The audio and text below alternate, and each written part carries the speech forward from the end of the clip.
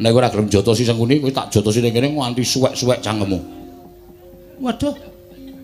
Nek mengko nesu. Nek nesu aku sing tanggung jawab. Nek nesu aku sing ngurusi Sengkuni.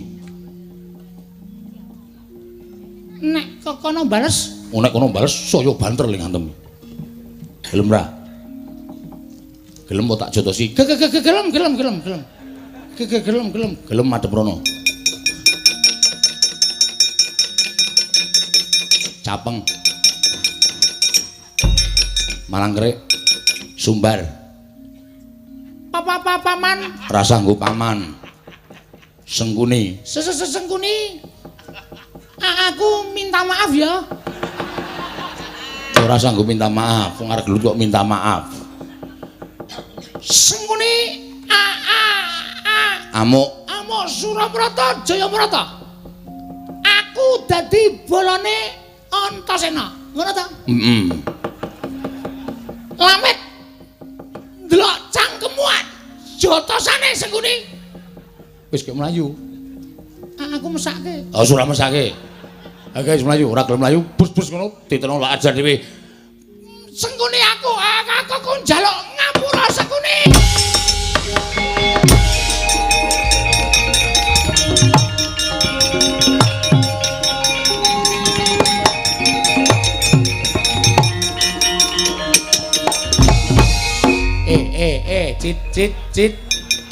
Cit ora edan. Cit aku ki maklikmu lho, Cit. Aku maklikmu.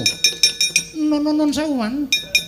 Lha kula kudu pripun, Man? Niki kula kudu duwe dua pilihan sing sama beratnya. Kok sama beratnya? Kula dicekel Antasena, kula ajeng bali, kula ora entuk bali ning ana syarate. Sasarate ya kuwi ora liya kejaba mong kowe kudu ngantemi cangkeme Sengkuni. Ngoten e, Man. Sing muni ngono Antasena. Wonge ora ana kok. Lah iki wonge, Man. Cicit ora edan cicit, jago cicit. Nek kula ora njotosi sampean, kula dijotosi mula mbambangane kula sing lara, awulung sampean sing lara, Man. Lamet nggih, Man. Ora sanggo gamelan. Lele nabuh dirit-irit, sesuk bengi isih nabuh.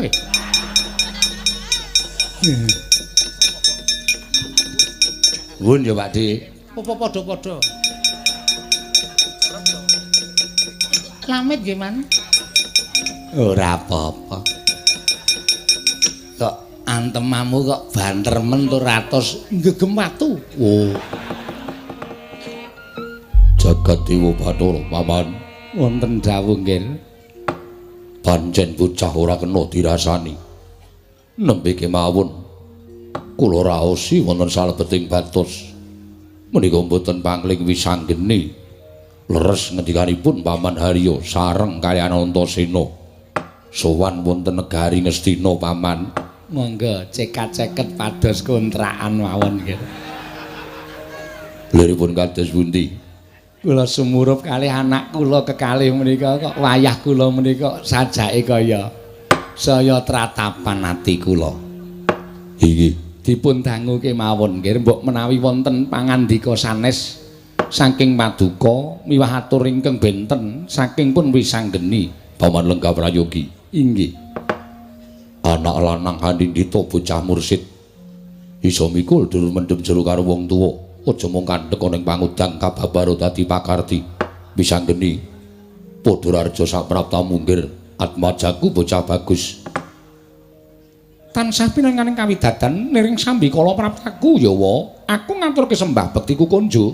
Ndak tampa ora liwat pangestune wakmu Ngastina Tambanana. Ndak gegem dadekake jimat.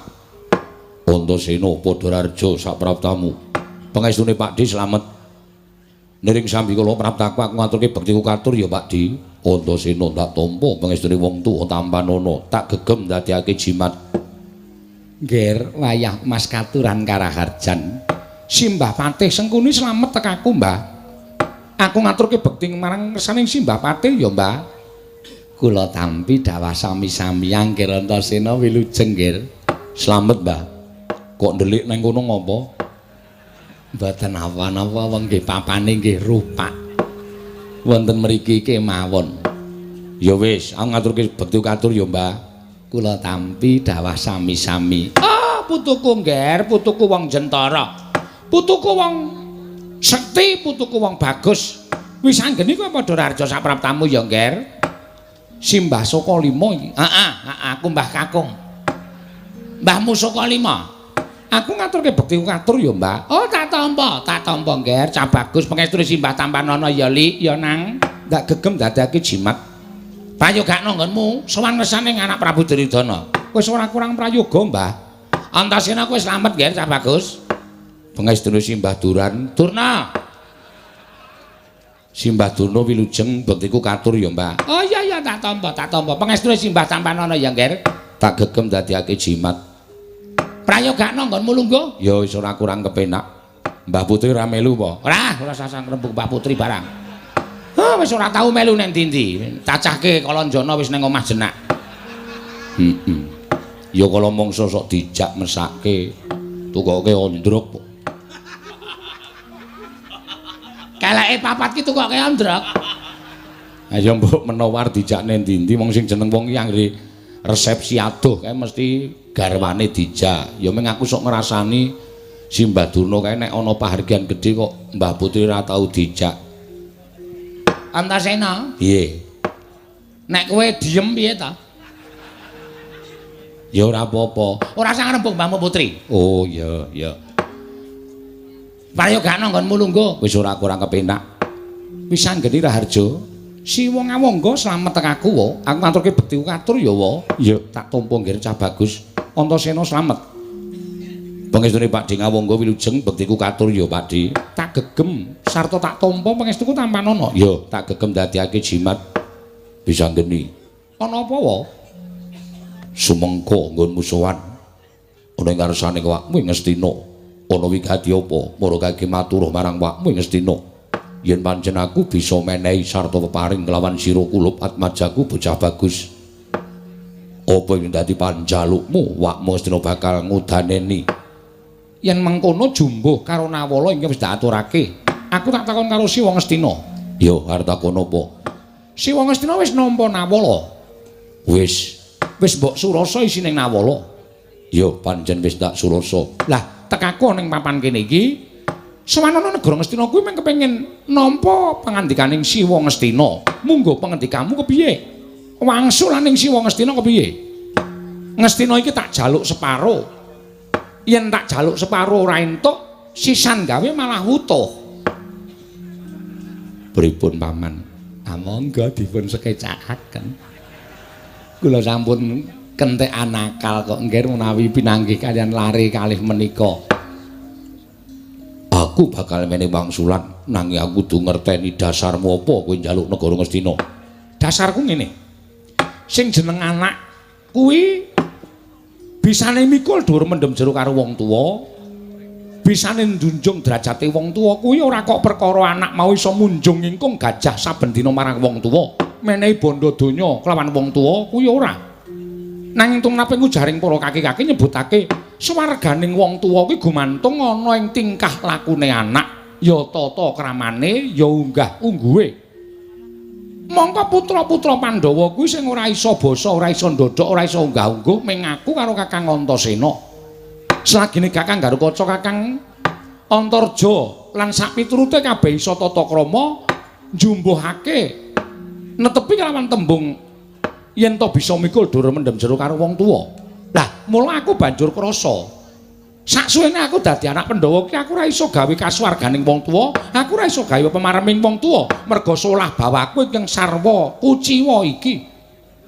Mula banjur aku duwe petungan, aku kudu bisa misungsungake sewiji-wiji konjuk ngersaning para Pandhawa. Supaya dadi pemareming para Pandhawa, ngelingi yen aku kuwi anak sing ora ngerti tata krama lan unggah-ungguh. Ya. Mula banjur aku duwe krentek njaluk negara iki separo. Sejatine ya mung bakal tak pisungsungake marang para Pandhawa, bakal tak aturake marang para Pandhawa. Mula yen Siwa Ngastina maringake ngaturake panuwun ingkang tanpa pepindhan, dene Siwa Ngastina nggondheli cukeng negara Ngastina ora tok paringake marang Wisanggeni, Aku wis arembuk karo Kakang Antasena. Nek kira-kira Ngastina ora diwenehke marang Wisanggeni, Kakang Antasena wis ago dadi jagoku sing arep ngobrak-abrik negara Ngastina. Ngono to, Kakang? Oh, bener. Wis saiki mung kari ngenteni pengendikane Siwa Ngastina. Mbok paringake apa ora? Cekak aos wae aku nek rembugan dawa-dawa ki ora tau iso. Apa perlune? Ya to, Kakang? Ha iya. Wis ngono wae nek Siwa Ngastina menehke matur nuwun nek ora kon jaga jagang sing jero benteng sing kandel. Kowe ngiyup ning isor ruwit aja nganti kepanasen ngaso perkara Senopati Ngastina. Aku sing arep bondo tangane ngrincung sikile. Paman, Wonten dawuh. kula aturi paring pangandikan. Mboten, Ger. Sariawan kula kumat. Mboten kenging menapa kok kumat. Duka niki sajake kirang vitamin X. Inggih, bodono kados pundi? Oh, nyuwun pangapunten kula mboten saged matur, Ger. Kula semanggaken. Ayo, Gage. Siwa Ngastina maringa dawuh. Nek nganti ora mbok paringake, wis ora usah dadak mikir apa-apa. Aku arep ngrebut negara Ngastina kuwi kanthi sarana peperangan. Nadan aku wong wingi sore aku mung bayi saumpamane ning aku ora bakal wegah mungsuh Senopati Ngastina ingkang sepuh-sepuh iki. Nek nganti aku karo Kakang Antasena kalah, wah lah trima kukut jagatku. Bener. Alah dene sekolahke dhuwur karo wong tuwa nek nganti kalah karo wong gerang-gerang iki isin aku otone. Iya. Wis ngono wae wis ceket-ceket. Po ditungi wae nek ditungi ping 10. Siwa Ngastina ora paring pangandikan, aku tak langsung ngamuk wae. Kose. Aja ngawur. Antasena aja njur sakarepmu dhewe. Kok njur arep langsung ngamuk. Iki nang kraton ora ning alun-alun tak kandhani. Wis ngono wae. Lebu sing ngomong iki nek kira-kira nggondeli Ngastina lak jejekane ni. Sing ngomong sing endi? Iki mau sing lagi entas iki mau. Siwa Ngastina apa? Dudu. Eyang Pate? Dudu. Oh, Eyang Durna. Heeh. Tak jejekane. Aku ora melu-melu Antasena. Ngastina arep jaluk ya sakarepmu, ora ya sakarepmu. Oh, nek perkara siji iki aku ora melu-melu. Wisanggeni. Piye? Aku durung iso menehi wangsulan. Ngene wae, yen Siwa ora iso menehi wangsulan, tegese tak anggap Siwa cukeng ngukui negara Ngastina. Yen ngono, nuwun sewu. Kepeksa Ngastina tak gawe Karang Abang supaya aku bisa ngukup negara Ngastina sak isine. Siwa Ngastina.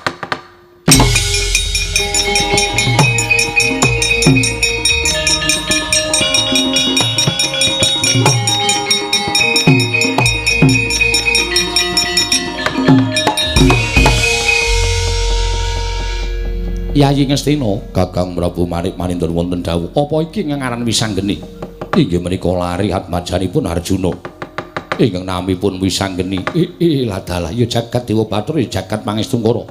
Wisanggeni, lho iki sapa? Ditepungake wae iki kadange Werda Nalindra Ngastina, Nalindra ngawu langit Prabu Manik Maninten. Weh, ladalah.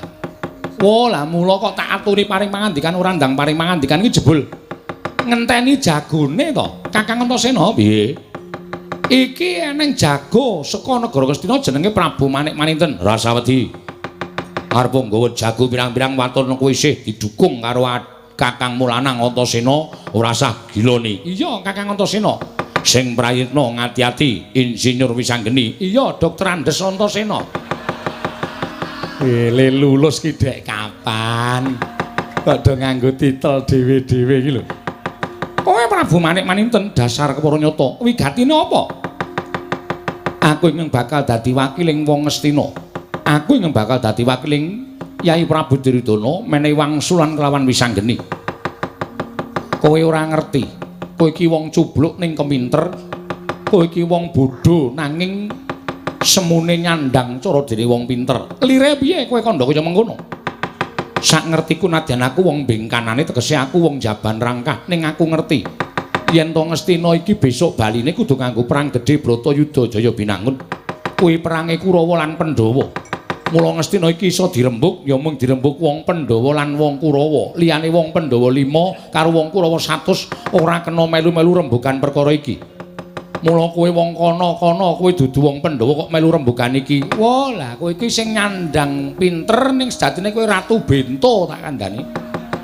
Lho, lire piye kowe kaya ngono? Lho, kowe iki ra ngerti sejatine kok. Yen kowe nguneke Wisanggeni kuwi wong kono, Wisanggeni kuwi wong bengkanane, Wisanggeni kuwi wong liya. Salah, salah. Wisanggeni kuwi wong Pandhawa. Aku kuwi duwe turun getih wong Pandhawa mergo aku anake Bapa Janaka. Ngono? Aku anake Bapa Janaka. Dadi aku menang rembug negara Ngastina iki. Yen kowe muni wong kono-kono ora entuk melu rembug negara Ngastina, aku saiki tak takon karo kowe. Kowe iki wong endi? Kowe iki wong endi? Kowe iki wong Kurawa ya dudu, kowe iki wong Pandhawa ya dudu.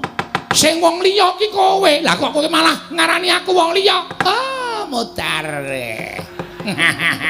Putuku padake. Cah pinter ya. Si Minyur apa mau? Ora iso ngarani kok insinyur Wisanggeni padake. Kowe iki wong kono-kono kok dadi melu rembug negara Ngastina. Sing wong jaba iki kowe, sing aku kuwi menang rembug negara Ngastina, wong aku kuwi anake Bapa Janaka. Ayo kowe arep ngopo? Kowe arep adu pinter karo Wisanggeni kowe kalah, genah kowe kalah. Kowe arep adu kasrekten karo Wisanggeni, aku ya ora wedi yen pancen kowe dadi betenging Siwa Ngastina. Babu apa?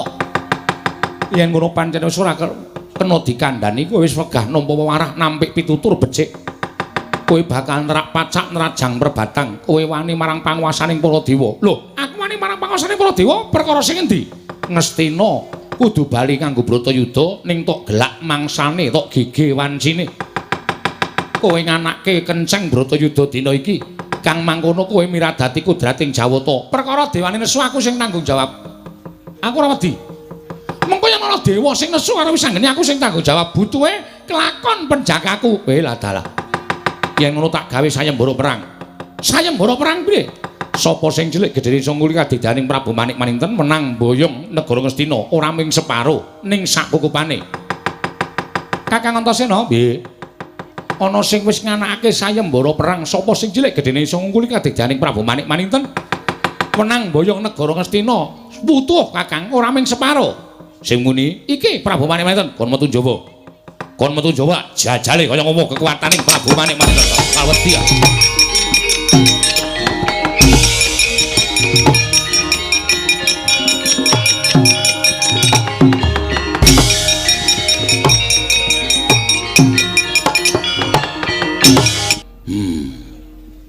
Wong gerang-gerang digawe bingung karo bayi wingi sore.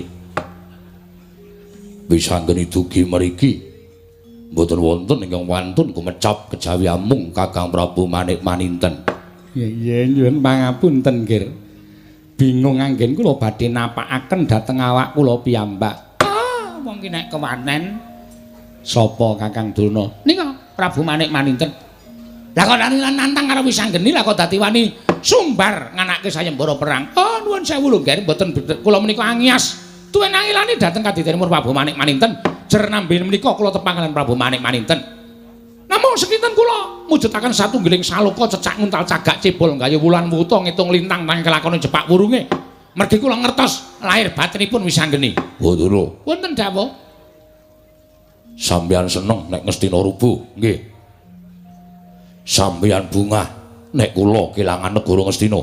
Dene ana wong belani kalih Duryudana, malah sampeyan sajae ngias karo kekuwataning Prabu Manik Maninten. Ora sakokean gunung tanpa guna. Nek sampeyan tresna kali kula, mestine sampeyan wani dadi betenging Duryudana. Bareng saniki enten sing wani karo Wisanggeni sampeyan ngembe karo kekuwataning Prabu Manik Maninten. Pun iso kula arani yen bini sepuh negara Ngastina teng ngarep kula dana ninggih sendika teng mburi kula do ngiwi-iwi. Nek nampa bayar tanggal 1 ngarep dhewe. Nek ana gawean kaya wong masuk angin, pelintat-pelintut. Kang, sesuk meneh ampun sok ngendika kaya ngaten. Sampeyan iki ora wani kok ngias karo sing wani. Didelok sik. Oh, nek sak ngertos kula nggih. Pripun? Wisanggeni mesti kalah. Lah iya. Njur malike kok ketara lho. Sampeyan niku nuwun sewu golek pendhok supaya ketok. Tegese pripun niku? Golek pengalambana ning ratu. Ning sing mangatur niku ora jumbo karo ati sampeyan. Bawan, Wonten dawuh Kurawa diketapke inggih ngestaken dawuh. supados ngeroyok dhateng pun Wisanggeni mbelani Prabu Manik Maninten. Nyuwun pamit madal pasilan. Tiwate Pripun? sangu perban sing akeh. Nggih napa? Lho, Kurawa mesti bonyok-bonyok. Boduna. Wonten dawuh nggih, wonten dawuh. Paring pangandikan menapa? Anu supados menapa Kurawa sangu senjata ingkang ampuh-ampuh. Ngoten. Samangke supados saged mejahi dhateng pun Wisanggeni. Jan wong kok Malik kok gelis lho. Aming Malik kok ora gelis. Gampang kok kula niku ya walian ya ngoten wis Malik dhewe kok. Bubarno kang putus ingsun kundur kedaton. Kula nang ngestaken dawuh. Nggih, kula nang ngestaken dawuh nggih nyuwun pamit madal pasilan. Kados sampun boten wonten dawuh malih Paman Haryo Sengguni. Wah, mula Wisanggeni gembelo sirahe gleleng pacake. Ucape wasajak wani nyas marang Kakang Prabu Duryudana. Lah kok jebul iki tuwekane barang ndombani karepe Wisanggeni. Rasaku ki an bebangal Kartomarma. Wis dadi tekating para putra pendhoyen pancen kula ora balekake negara Ngastina marang panguwasaning Raden Wisanggeni. Anoman ingkang dituwakake ingkang bakal nedya nglebur negara Ngastina. Wah, parat kemewat ucapmu kaya wergem jimat kaya wani dalat Wesi Abang. Ayo, endi Wisanggeni tak bondone tak krinjunge sikile. Ora usah dadakaken gunem tanpa guna. Langkaono bathang Anoman kowe kelakon ketemu karo Raden Wisanggeni. Wah, pecah dadamu mruput sowan ana ngayaning Bathara Yama Dipati Parat.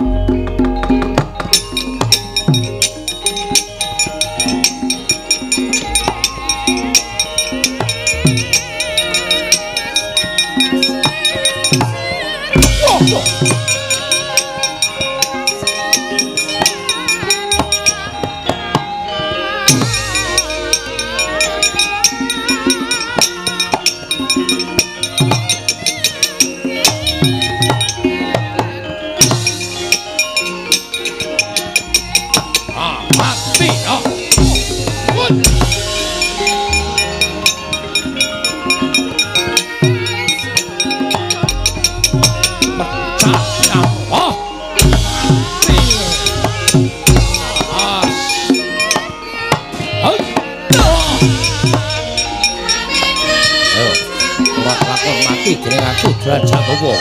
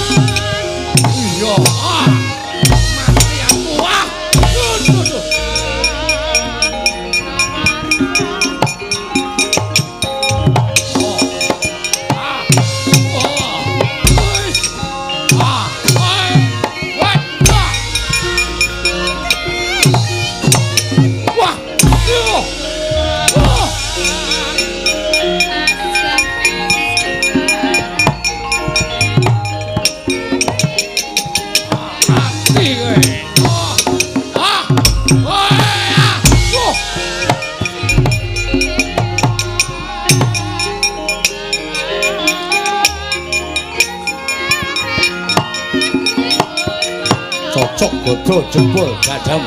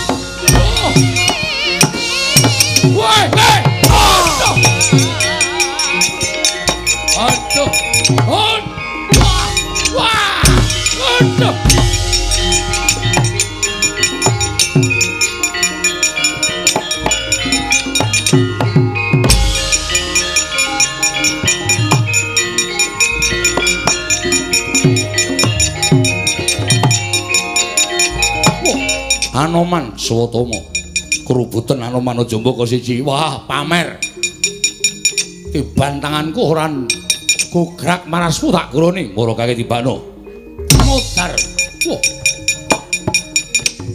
Mati. Yo. Yo. Hot. Wah. Wah. Hot. Wah. Mati aku. Waduh. Iya.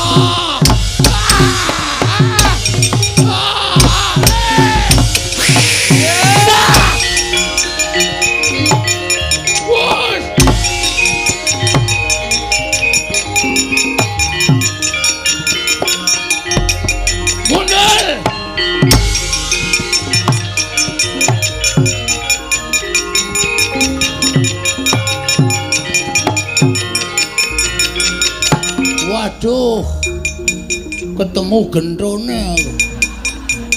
Pakde Durmagati. Antaséna. Apa? Kowe aja njaluk negara Ngastina. Ora. Wis dadi karepe Wisanggeni. Wong Ngastina ngukui rawe-rawe rantas malang-malang tak putung. Ora kena tak elekake. Ora. Aja ngeyel, mangane kowe tekaning pati. Sing mati kowe dudu aku. Masa Jajalan mati jeneng aku kowe. Udah. Ayo. Modal kowe, matek kowe. Udah. Go kaman Pakde. Oke, enteni.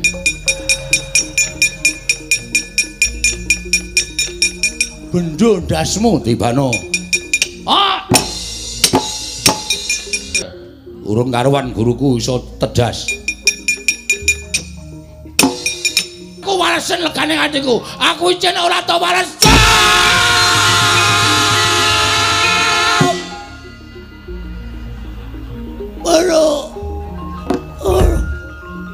Ayo tangi. Hah? Tangi. Kusik. Aduh. Hot. Wah. Hot.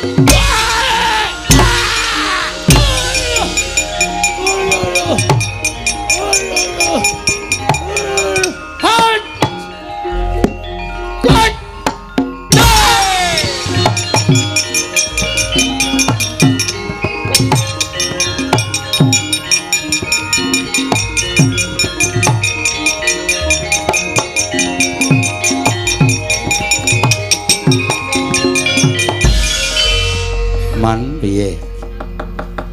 Wisanggeni jebule kendel niku mboten kok ijen. Wisanggeni ora ijen. Mboten. Lah terus gawa sapa? Komplit. Komplit. Nggih.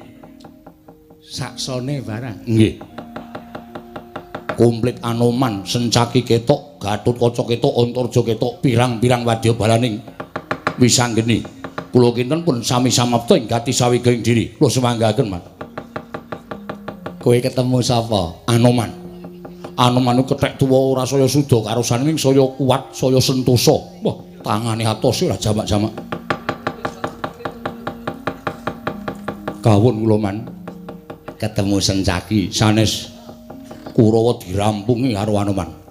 Sencaki Gatotkaca Antarja Antasena Wisanggeni ming do nonton sing katebian karo do keplok-keplok edian. Ngeploki munyuk. Ngamuk ora karu-karuan.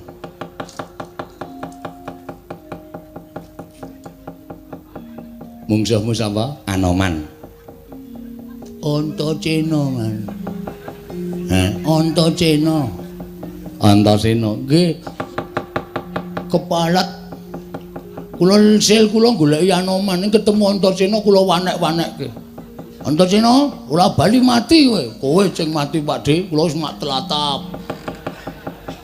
Telatapan ati kula. Kula antem blas-blas mboten dilasake. Liko sumbal, Man. Sumbar muni piye? Pakde nggawa gaman mecake tanganmu. Oke, kula njukuk bendho ngiling gone bakul degan. Heeh. Kula tutuke bendhone gak apa-apa. Terus kula nyaut gelaji. Ora kok pusakamu werna-werna to. Bedani dhewe, Man. Oh iya. Kula gelaji cilahe gak apa-apa. Kok kaya mau nggawa sandal barang. Lentuk teng dalan kula keploke Antasena gak apa-apa. Sandale mongko pakune nyongat-nyongat lho, Man. Ora apa-apa. Terus kula cumbal Antasena. Aku wong tuwa ijen bilang balangku ora tok wales. Ayo aku walesen durung rampung le omong sikile Antasena wis tekan cangkem kula. Mak jebret ngono niku bengok selo banget. Wah. Le iso meneng le bengok niku ya dijedeli sikil. Apa kula ngajal? Antasena penyakit tok. Candak awak kula antem rai kula blus. Kula nglekal piting bleseke teng lemah. Tak kula nek ajeng ditugel gulu kula dipuntil gulu kula.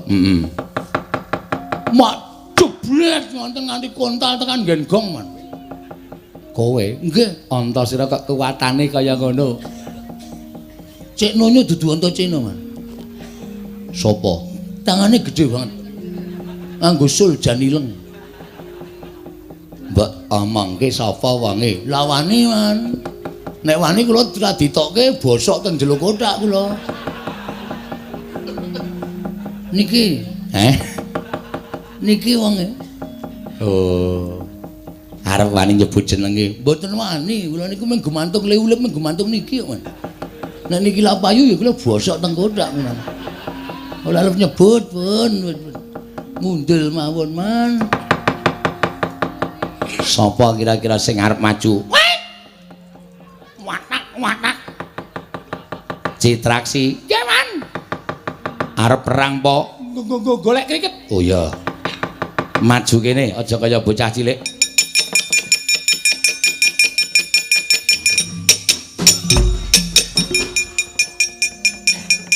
Ming arep perang kok sangu tempolong. Ting glodak ora karo-karuan. Kurawa mundur kabeh.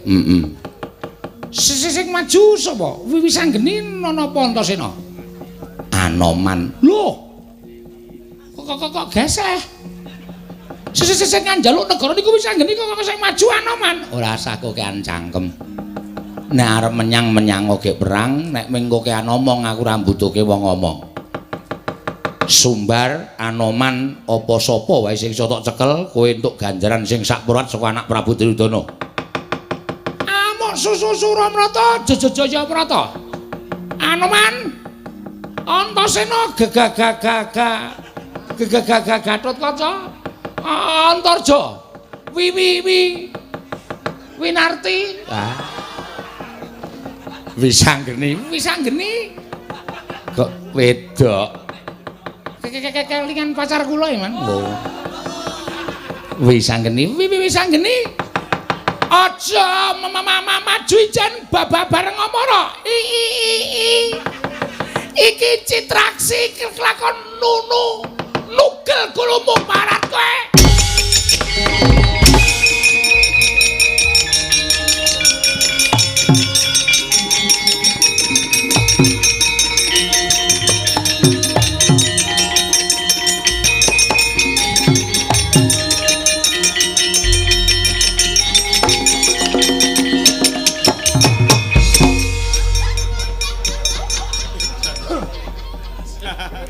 Ming Citraksi kok linabu nganti buantere ora jamak. Lakon. Oh iya. Lakon. Iki Antasena? Anakmu lanang. Anakku lanang Randu Gumbala. Arene ngopo, Pakdi? Didhawuhi karo Papate Sengkuni. Aku kon ngajar kowe. Karo anirku. Wis tok antepi tenan. Aku wong tuamu lek. Nek nganti aku kalah karo kowe isin dipresani Pipiyai Purworejo semene akeh. Kok kowe bakal tekaning pati mumungsu aku dina iki tak. Aku ki sesek gagas omonganmu. Kowe sing ora iso omong, aku sing sesek le ngampet. Tak untapke nyaur anu nyawamu ana ing neraka jahanam. Kok kowe apa aku sing tekaning pati?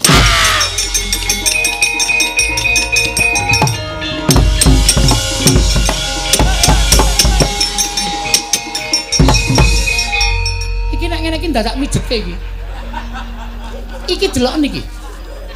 Iki jenenge ora perang ning ngrusak wayang. Rusak mbok men. Rusak gawe neh kaya.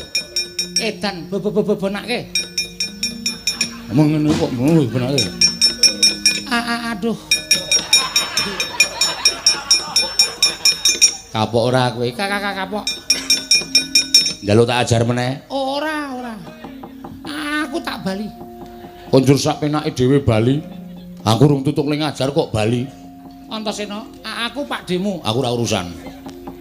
Arep kowe Pak Deku mau nantang karo aku nek tak ajarine piye? Aduh, kapok aku. Nek wis kapok, aku tak mulih. ora entuk mulih. Syarate ana. Syarate apa? Kowe entuk bali ning aku njaluk karo kowe. Sengkuni kae Jatasana cangkeme.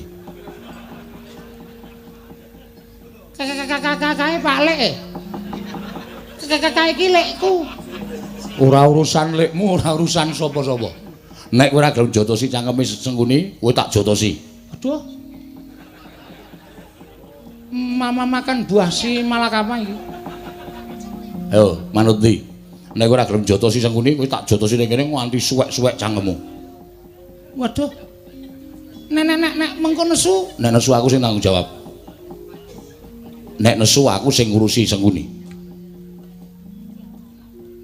Nek kono bales. Nek kono bales saya banter ling antem. Gelem ra? Gelem kok tak jotosi. Gelem. Gelem madhep rono. Capeng. Malangkrek. Sumbar. Paman. Rasa nggo paman. Sengkuni. Sengkuni. Aku minta maaf ya. Ora sanggup minta maaf, wong arep gelut kok minta maaf. Sengkuni Amuk Suraprata Jayaprata. Aku dadi bolone Antasena. Ngono ta? Heeh. Lamet. Delok cangkemuan. Jotosane Sengkuni. Wis kek mlayu. Aku mesake. Oh, ora mesake. Oke, wis mlayu, ora gelem mlayu, bus-bus ngono, ditelong lak ajar dhewe. Sengkuni aku njaluk ngapura Sengkuni.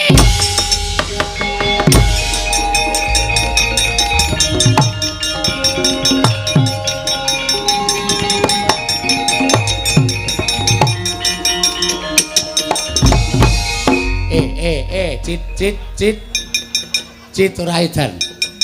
Cit aku ki maklikmu lho, Cit. Aku maklikmu. Non sewu, Man. Lah kula kudu pripun, Man? Niki kula kudu duwe dua pilihan sing sama beratnya. Kok sama beratnya? Kula dicekel Antasena, kula ajeng bali, kula ora entuk bali ning ana syarate. Sasarate ya kuwi ora liya kejaba mong kowe kudu ngantemi cangkeme Sengkuni. Ngoten e, Man. Sing muni ngono Antasena. Wonge ora ana kok. Lah iki wonge, Man. Cicit ora edan cicit, jago cicit. Nek kula ora njotosi sampean, kula dijotosi. Mula mbambangane kula sing lara, awulung sampean sing lara, Man. Lamet nggih, Man. Ora sanggo gamelan. Lele nabuh diret-iret, sesuk bengi isih nabuh.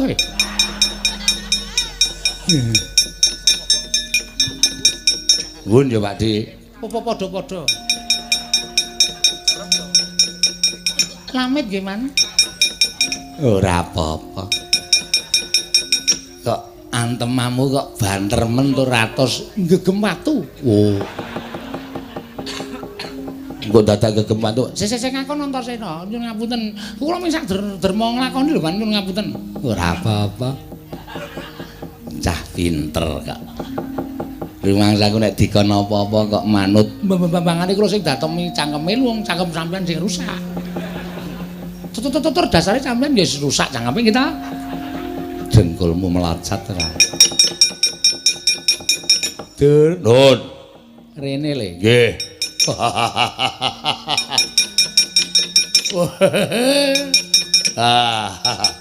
Pripun, Mas? Maju. Wah, Kurawa napa pun telas wis. Ora ana sing mangga pulya. Sinten mungsuhe? Mungsuhe akeh pirang-pirang arep milih sapa? Kula niku mungsuh ora tau milih. Sinten sing ngarepan kula niku sing bakal dadi mungsuh kula. Bagus. Nggih. Ana Sencaki. Sencaki. Sencaki. Oh, Niku arepa cilik tangane atose Raja Pajaman. Liyane Sencaki. Lho, ora wani. oh niku bendina perang kula niku mboten ajeng menang kali Sencaki. Liyane Sencaki ne wonten. Anoman. Anoman niku senopati Mangleawan. Gembong Mangleawan niku tau tate mateni buta 1000 ngobong negara Ngalengka mung ijen. Napa kula ya iso menang. Liyane Anoman.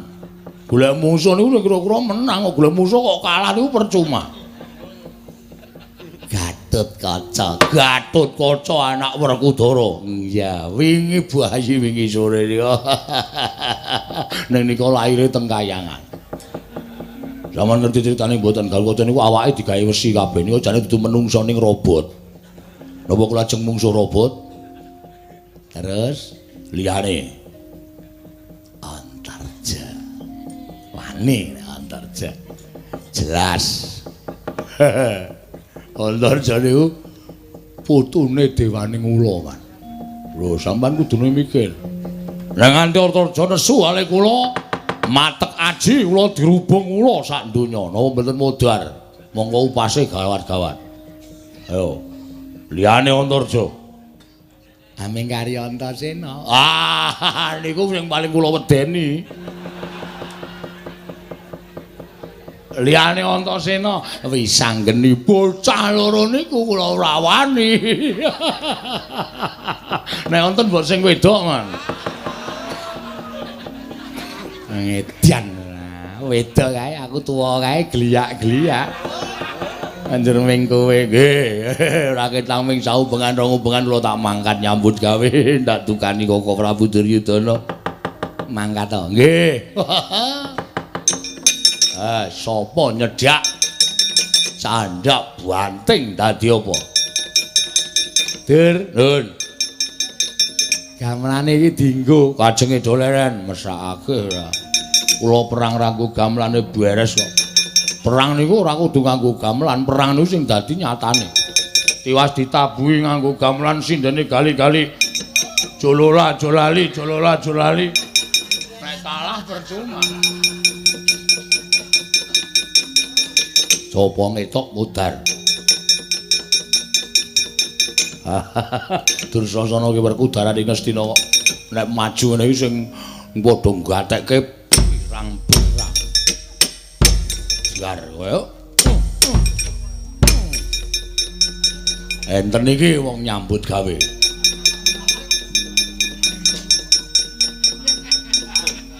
Jos. Terus le. Wis rasah takon-takonan terus bres-bres. Apa perlune wae. Nek ora ngono ndak do tuman. Anak-anak Pandhawa iki ardo gleleng-gleleng karo wong tuwa-tuwa ardo wani. Ora perang niku nek ngau gamelan malah kisruh kok, Mas. Ngepaske suwukan, ngepaske gonggongan, ngenten iki loro, Man. Ya.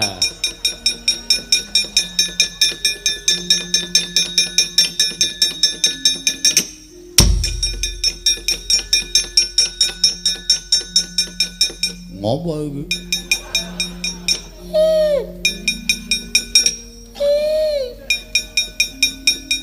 Lho iki kirik kok. Munyuk. Munyuk ngapa kowe ngaku-ngaku?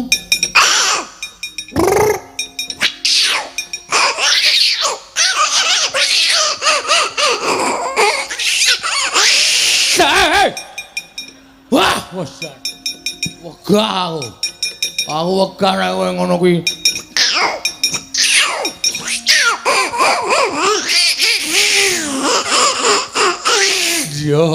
Iya. Waduh, aku nek dhewe nyuwara iki wah, stagen iso kendho kabeh. Cuet ngono kaya wah, lah gilani tenan.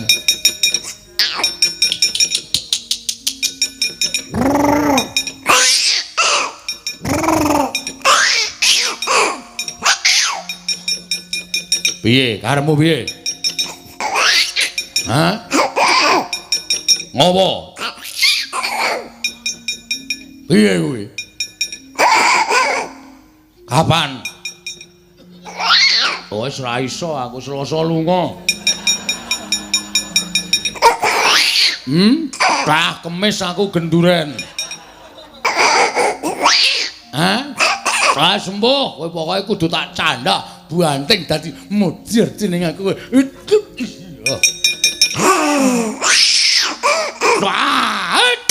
Yo, wah. Iya, wah. Iya.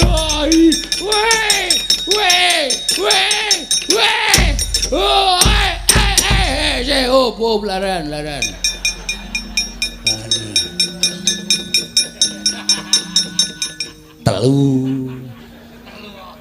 Durung.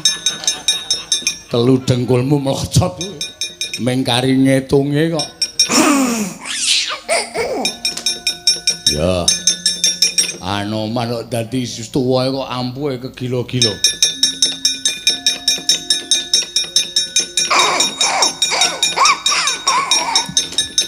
Wih. Ngematke apa, Dik? Ngematke munyuk. Munyuke kesel. Mungsuhe aku. Gah. Ayo to. Anane aku kok emoh gah ora rondo cah bambung. Mau nek gelut ngawur, ora ngawur saiki kanggo tatanan. Oh, tatanan piye? Adu atosing sirah. Lho. Maksude sampeyan tak nei kamardikan ngantemu aku ping pira? Nek nganti aku semaput gedene mati, aku matur nuwun. Engko mrimpeni ora. Yo wis. Piye ngantemo? Ning nek pancen sampeyan ki satriya tenan, engko bareng ngantem aku ping pira, tak bales ngantem padha karo lemu ngantem aku. Kuwi jenenge atos-atosan ndas. Waduh. Wani ora? Wani. Ah, wani kendel-kendel wae. Yo, nyo. Wis, pecah siramu tibano. Biar. Ping pira? Lho. Iki mumet ora? Ora. Ceng-cengan, celeng-celengan kok. Teng-tengan, teng iki nggone ora ndas. Ndas wae. Biar we. Ora apa-apa, yo gentenan. Waduh. Ora seru-seru lho, sak karepku. Wah, nyo. Hati-hati. Wingi tak nggo ngantem ndas sapi iso pecah dadi loro kok. Wah, cangkeme. Ngono deg-dege ngono ora. Omeng ngomong kok, ngomong ora kena omong. Ayo guys, bres. Gak nganggo omong-omong barang aku. Siap, ya. Hop. Wah.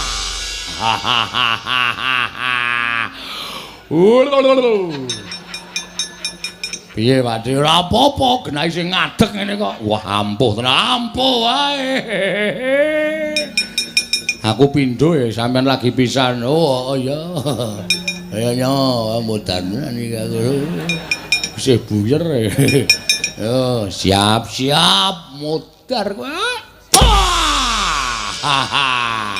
Ngene iki jenenge perang mat-matan tur atos-atosan tenan. Oh iya. Nyo, ya. Endi? Ha iki lho iki. Kok dadi loro ndase? Siji. Oh, mataku sing wis buyar. Oh. Ya. Pindho apa pisan? Pindho. Aku nek ora mindho rugi no. Kudu mindho aku. Wait. Ya. Yo. Ora sru-sru iki gejluk lemah. Ya. Siap. Tenan. Yuk. Wah.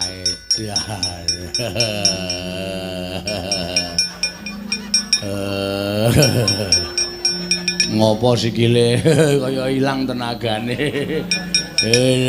Ayo. Ini gentenan yo. Siap. Ora gawake watu lho. Ora iso mikir liyane aku padha. Aja kuwatir. Yo. Dalang ora kurang lakon pokoke.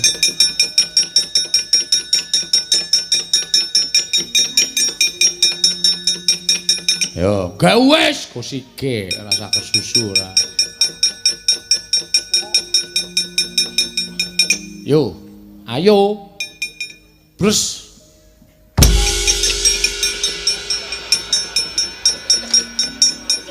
Biar timblis Kakang Garutkaca. Kakang terus takon golek watu suwe banget.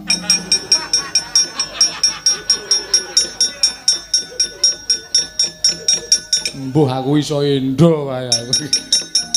Rumangsak kowe lah, Dir. Kok gletak le? Apa to anggap aku gletak ki kalah? Ayo jatahmu. Anggap ora ngene. Matane. Wo, lek dengkulmu mlocot ku. Wis luweh modar luweh. Salahe kok sliwar-sliwer ning kono. Tur sasana matane ora weruh wong digugah kok malah like diajar sak kayange anak Prabu Manik-Manikten.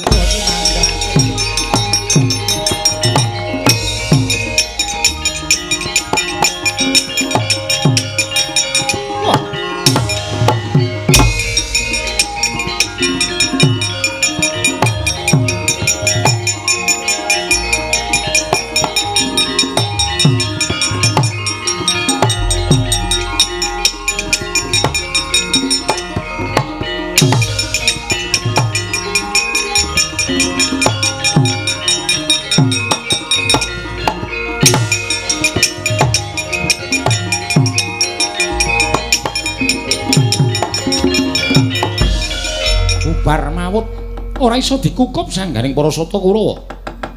Bener ngendikaning para akeh padha nyebutake Kurawa kuwi ngdabyah kokehan cacah ngrebda tanpa guna. Mungsu anak-anakku Pandhawa wae padha nungsang puyang nggodel bingung numbuk bentus playune ora karo-karuan.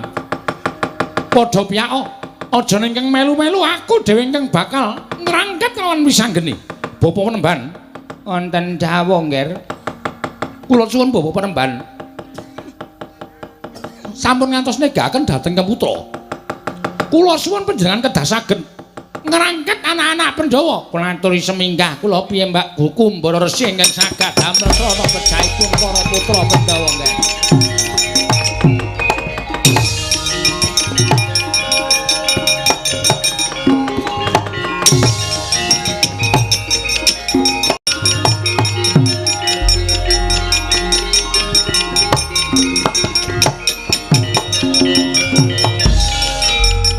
Kethek putih. Kowe kondang kowe digdaya ki rak mbiyen Anoman. Jaman Prabu Rama Wijaya saiki kowe wis tuwek. Kowe wis tuwa kok isih gembelo sirahmu gleleng pacakmu. Kowe nanang karo Begawan Kumbara Resi. Iso menang karo aku bumi langit tangkep dadi watu awakmu. Ayo ndih tunggale anak-anak Pandhawa.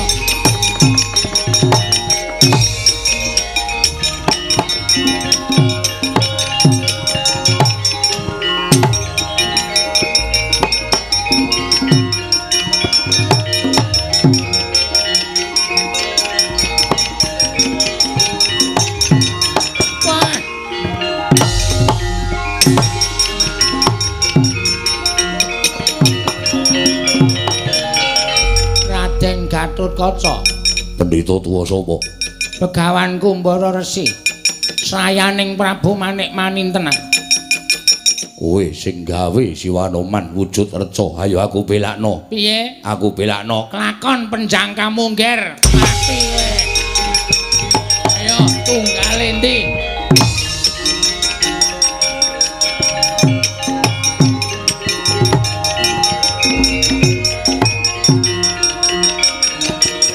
Putus.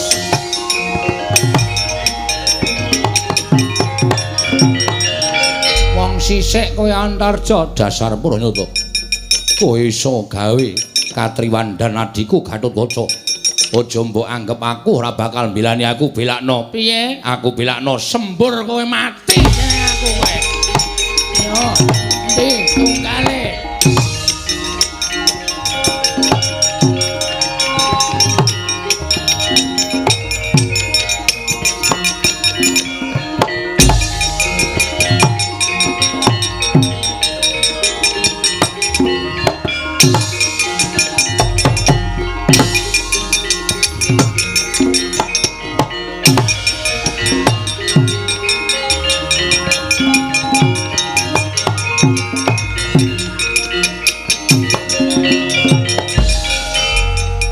Jane kowe iki tak takoni niat ora to, Ning? Lho, niat perkara apa? Sekawit kowe iki duwe pengajap nyuwun negara Ngastina. Iki wis diwangi karo dulur-dulurmu kakek Kakang Garwaca, Kakang Antarja, Mak Crik Setyaki, Siwanoman. Kowe nyawang ora pabaratan geger. Mergane ana pendhita srayaning wong Ngastina sing jeneng Kumbara Resi. Ngobal-ubal daya kemanden. Saben kakangku didamu dadi reca, Siwanoman didamu dadi watu, Kakang Antarja didamu dadi watu. Aku arep mbelani. Aku ora nrimake dulur-dulurku Katriwandan kaya mengkono ni. Kosik to, kosik. Boyo nganggo nalar. Boyo nganggo pikiran ora mung waton ujas-ujus. Waton kau, waton dosa, gegarane wani. Tak kandhani to. Sing jeneng okol ki nek tok imbangi nganggo okol, mongko okole kono luwih gedhe kuwi kowe kalah. Ngono. Mula wektu dina iki kowe iki sadurunge mlaku, sadurunge kowe maju takono aku. Kowe kudu ngakoni arep tuwa kowe ning pinter aku. Ayo terus aku tok kon ngopo? Kowe ora usah maju. Engko sing nggol ki sapa ndak aku ora maju. Aku ora seneng nek kowe iki omongan kaya ngono aku ora seneng. Kowe iki anak satriya lho, Kang. Kowe iki anak satriya nek omongan mbok aja kuluna sembrono. Ha wis kulinane kaya ngono kok. Ora entuk sembrono piye? Kowe ora usah maju. Ning aku njaluk karo kowe, kowe manut karo aku. Manut karo kowe. Kae reca-reca kae tunggunen. Lah kowe, Aku tak lunga. wah ana wong tak totok ndase tenan iki. Ana kahanane wis geger kaya ngene malah arep lunga. Kosek to. Lungaku ki ora lunga seneng-seneng. Ora lunga ropian-ropian kuwi ora, ning aku arep gugat marang Kahyangan. Gugat karo sapa? Karo Kaki Wenang. Ing atase aku duwe niat kepengin mulyakake marang pepundhenku Pandhawa sarana aku ngrebut negara Ngastina tak pisusungake marang pepundhenku para Pandhawa. Lah kok dadi ana pacoban ingkang kaya mengkene. Iki aku ora nrimakake, mula aku arep nyuwun prisa karo Kaki Wenang, jane gegayuhanku iki diudaneni karo dewa apa ora? Oh ngono. Mula kowe tak suwun nunggu karo kae ya. Sing endi? Ayo sing dadi reca kae aja nganti dirusak dening para kawula. Aku tak munggah ning Kahyangan. Pirang dina ni? Wis to, tak gawe cepet bae ora ndadak pirang-pirang dina.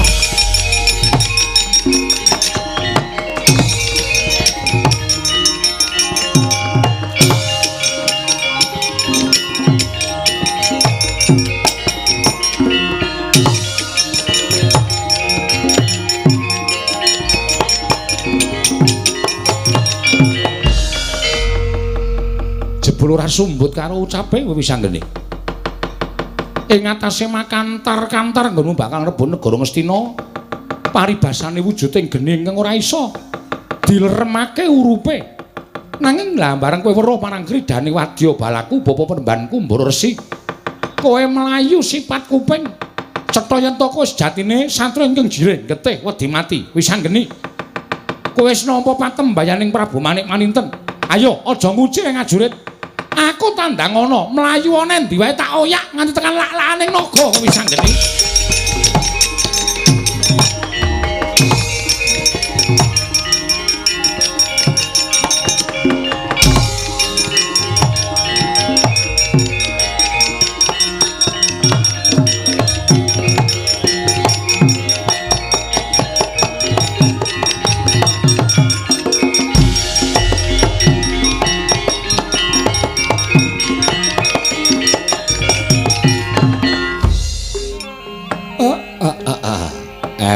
wonten apa, Gus? Lah kok sampean rawuh enten Karang Kadempel kepareng abdipun Semar Jumadung dawuh Ndara Kakang Semar. Kula wonten dawuh ngemban dawuh timbalan ing Kanjeng Koko Prabu Ngamarta.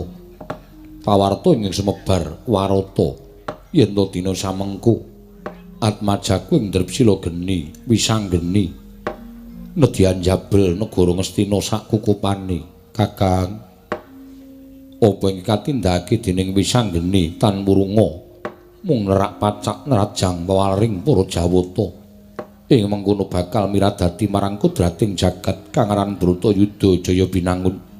Mula wanter dawuh timbalaning Kanjeng Koko Prabu Ngamarta Janaka kinen sumusul kelawan atmajaku ingkang wigati ngelekake mangareng apa katindakake kelawan wisanggeni.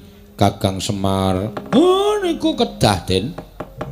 Merga ingkang putra menika mbok menawi keladuk wani kirang kedugi. Tegese duwe niat ning tanpa petung nganggo nalar ingkang ganep. Kudu dipernahke, kudu dikandhani. Nek mboten mangke ndak malah nyempyok daging sing waras. Pepundhen Pandhawa ngibarate mboten dhahar nangkane ndak malah kena pulute. Iya Kakang Semar. Mula Kang Sanggaku ayo derek nolaku jantraning Janaka Prapta ning Tegal Kuru Kasetra Kakang Nayantaka. Monggo Ndara kula derekaken Gus. Mulat para sang Arjuna semuanya kang kamanungsan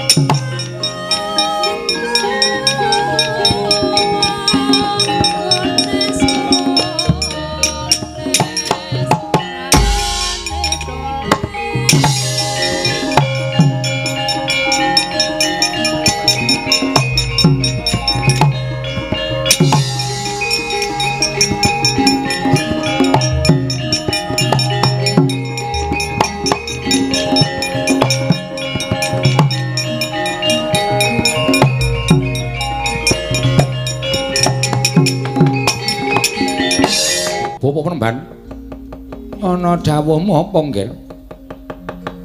Wiwit kula mbujung dhateng pelajaripun wisanggeni ngantos dumugi tengahing wana. Nanging mboten ketingal wisanggeni. Lajeng kersaning anak Prabu Bapa Penembahan pirsa mboten.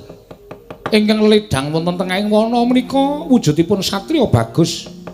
Mbok menawi menika ingkang ngaran Raden Janaka. Raden Janaka menika tiyang sepuhipun wisanggeni. Monggo kula sampun sagah damel srana perjaipun para Pandhawa. Lan kula sampun sumagah kalawan Yai Prabu Duryudana Penembahan. Menapa mboten langkung prayogi menawi Janaka menika dipun sirnakaken wonten telenging wana. Supados sakmangke Pandhawa sanesipun mboten mangertos dhateng sirnaning Janaka lenggah sing prayoga tak paranane kaya ngapa Ren.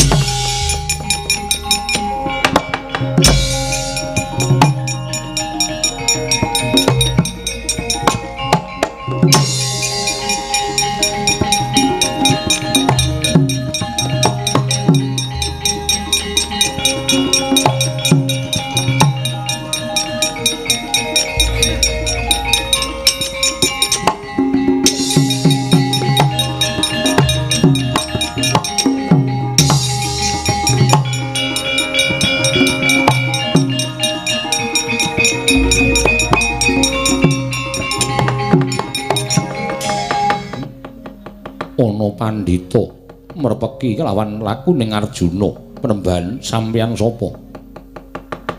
ditepungake wae Raden, aku Begawan Kumbara Resi. Begawan Kumbara Resi ya, dasar kepara nyata. kena apa teka merepeki kelawan laku ning Arjuna ngadang ana ing dedalan. Prasaja wae. Kabeh wis padha wanuh yen to Raden Janaka kuwi wong tuane Wisanggeni. Mongko Wisanggeni dina samengko dadi beburonku. Merga bakal njabel negara Ngastina lan ngertiya aku suruhaning wong Ngastina ingkang bakal mbondo kelawan anakmu ingkang aran Wisanggeni. Mula kang sangka kuwi Janaka gandeng kowe wong tuaning Wisanggeni, mula aja nganti mbok luputke Begawan Kumbara Resi. Ing kene bakal tak katutke dosane muke Janaka.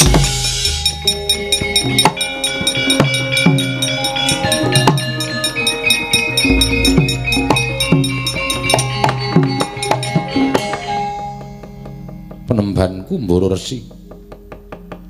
Bayi wingi sore mbok oyak-oyak. Ayo kowe aja nganti gawe kendhak sikara karo anakku lanang. Sing tuwa mungsuhe sing tuwa. Kowe iso nyirnake Janaka kelakon bondo lawan Atmajaku Wisanggeni. Kelakon penjangkamu kowe Raden Janaka.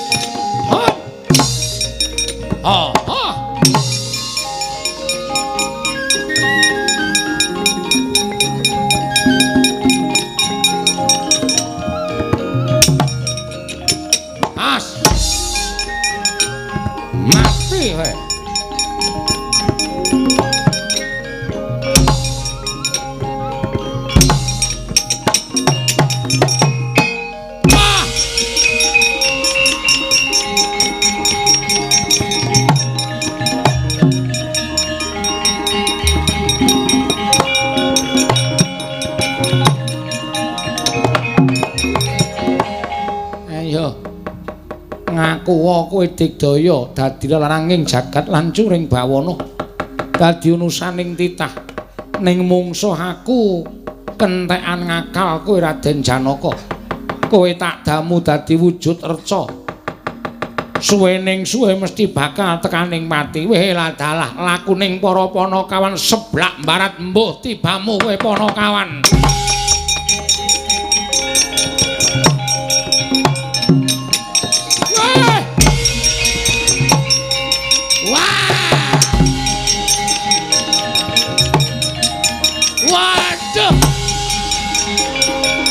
Yo, amuk Suramarata, Jayamarata.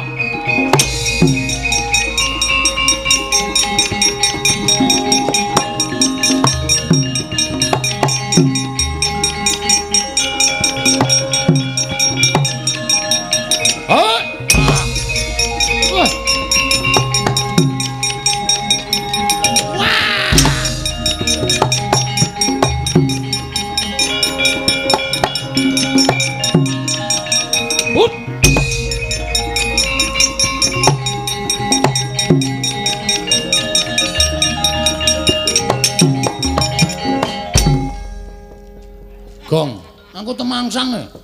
Temangsang apa kowe iki padune moh tiba atos terus nibani cengele kakangne ora. Napa Ndara Janaka, Tru? Mungsuh pendhita tak ulatke karo bapak. Pendhitane sajake digdaya, Ndara Janaka didamu dadi reca. Waduh. Terus iki kok ade tekan kene? Pendhitane muja angin gedhe. Aku karo kowe kontal. Lah kok iki malah saya nengah tibane ana ing tengahing alas. Alas kok peteng dedet ning kok iki ana guwa. Mongko jroning guwa kok katon kencar-kencar kaya ana damar sewu sing madhangi guwa. Engko gek ana sing mapan ning kono, Pak. Ora bakal. Iki alas gawat keliwat kepingit kepati satu mara satu mati. Lah terus tak tontone jero gua kaya eneng apane. Pak, ngati-ati lho, nek ana macane barang. Nek ana kewan galak sampean mlebu dipangan kewan galak mati sampean. Ora apa-apa, Tru. Bapak mati kok ora apa-apa. Weh, awak dhewe mung kari tanda tangan warisan. Warisan dukun mlocot. Aja do gemremeng lak lebonane buah kae.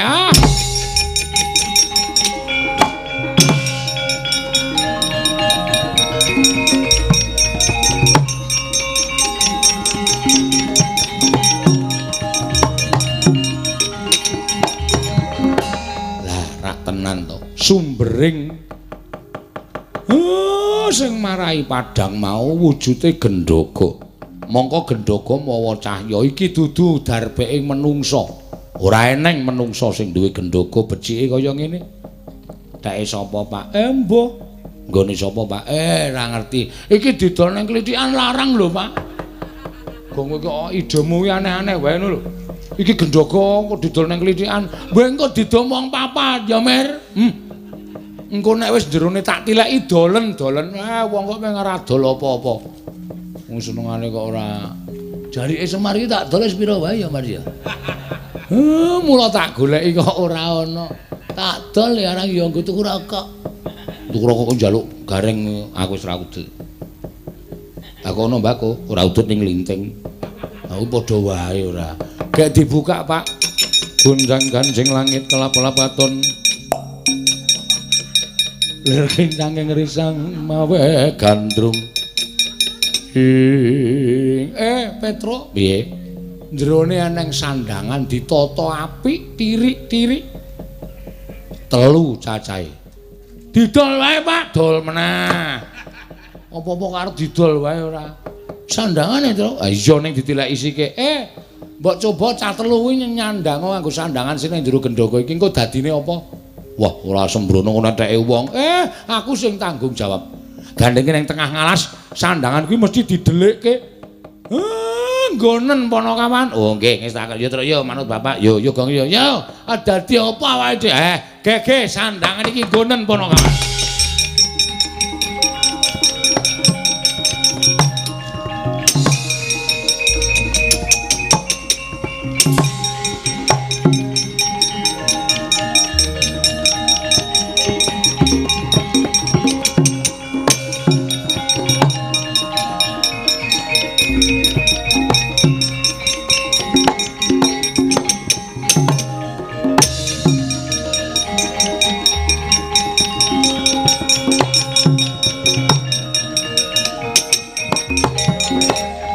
Tanganku kok tambah loro ki ngapa ya?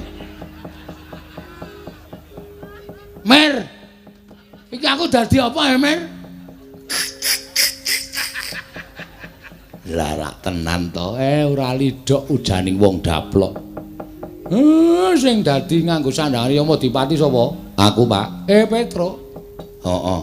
Kowe nyandang kaya Yama Dipati. Weh, lah dalah. Jabut nyawamu. Nyawane sapa sing arep jabut?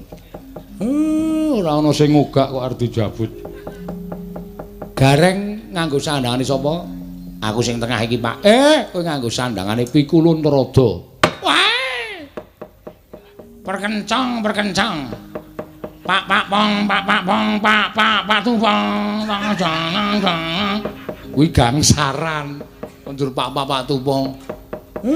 Lah kok malah kudune sing dadi sandangane Bathara Guru ki Gareng utawa Petruk Wangun iki kok Bagong nganggo sandangane Bathara Guru.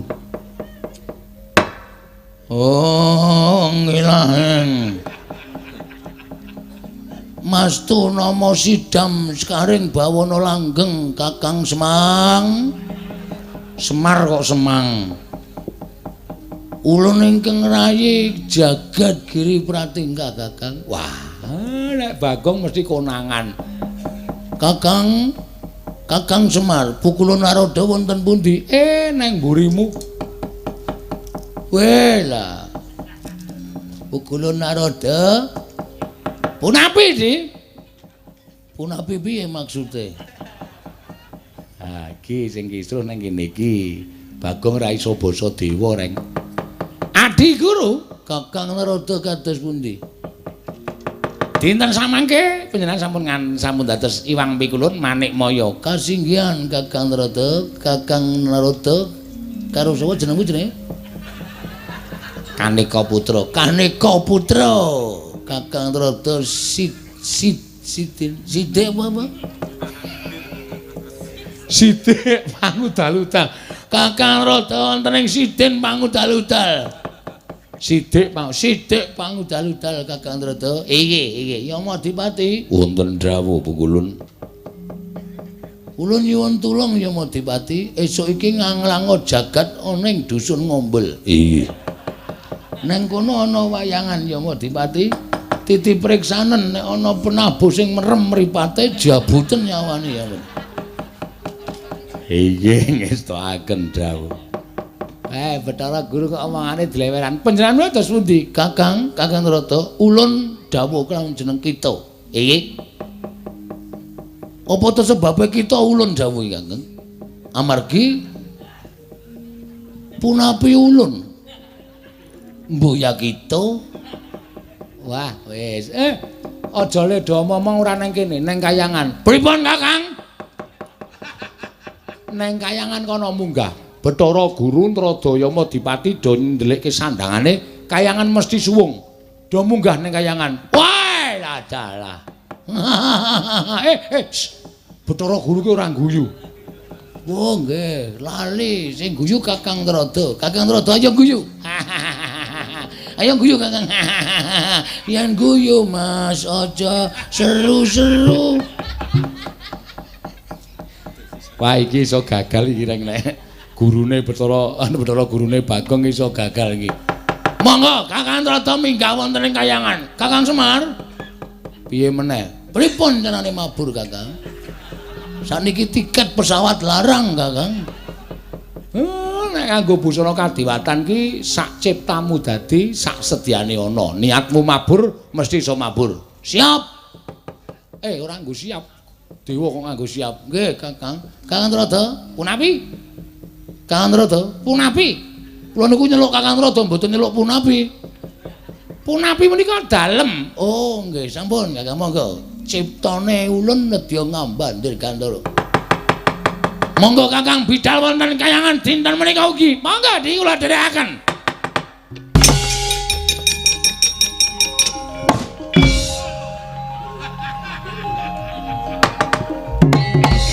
Kok malah sambles bumi Kakang? Mabur ora ambles bumi. Wah, Petra mbok gurune ganti wae iki. Aja. Guru kok ganti.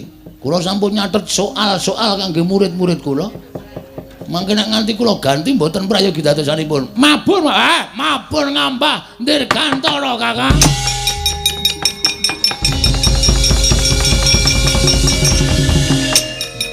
Wah, wis.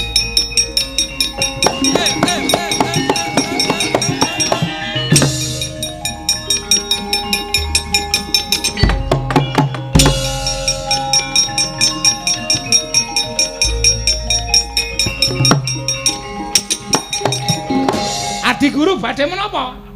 Ajeng nimblis Semar. Ora ajar tenan karo bapakne kok arep ditimblis. Mriki. Lah kae mau sing do ijol-ijolan sandangan piye to? Sirku ki sing dadi guru ki gareng. Yamadipati ki Bagong. Lah kok malah do kuwolak-kuwalik. Lah kae engko nek ora tak tututi rak keconangan to malah kae engko.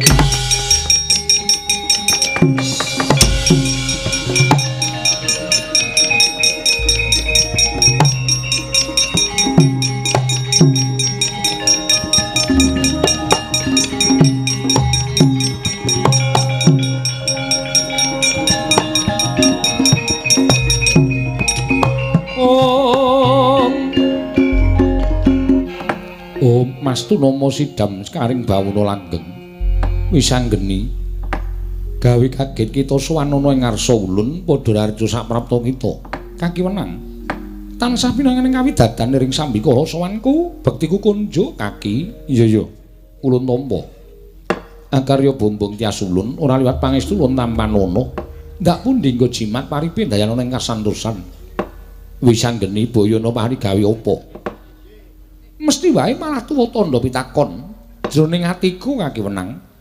Ing atase Kaki Aseprana kuwi mujudake tungguling para Jawata. Nanging sabab apa? Mung perkara babakan lelakoning Wisanggeni wae dadak tambuh kelawan putumu Ndrepsila Geni. Mastuna sidam sekaring bawana. Ya to. Yen to ulun mbok keparengake mbathang lawan ingkang dadi sedya kita. Yaktine kita mung kepengin mutah kelawan para Jawata. Jaragan apa kang dadi gegayuhan kita njabel negara Ngastina. Sayekti ana pacoban ya kuwi jagoning para Kurawa. Wisanggeni ngertiya apan sejatine kabeh mau gaweaning para Jawata. Merga apa? Sayekti lampun kita wani njabel negara Ngastina, tan wurunga bakal memirang kelawan para Jawata. Sabab Bratayuda bakal cabar, Bratayuda bakal wurung. Monggo Bratayuda wis tinadhang dening para Jawata wiwit Pandhawa Kurawa durung gumelar ning jagat. Bratayuda wis tinulis dening panguwasaning para Jawata. Mulih ento kita anggigi mangsa anggelak wanci, sayekti kang mangkono kita bakal gawe wiranging para Jawata ing mapananing Suralaya. Mengkono Kaki Wenang? Ya. Ya, yen to pancen dawuhing Kaki Wenang kaya mengkono, aku mung nrima. Nanging apa ya mung tekan semene nggonku bakal abuh lan para Pandhawa, nggonku bakal ngaturake dharma bektiku lan para Pandhawa. Wisanggeni. Lelakoning menungsa wis tinadhang marang panguwasaning Dat Kamurwengdat. Wis pinesi lan kinudrat duwe lelakon dewi-dewi. Ngertiya, nggon kita bakal ngaturake dharma bekti lawan Pandhawa, sayekti uga wis tinadhang dening panguwasaning para dewa. Ya kuwi sadurunge tumapak perang gedhe.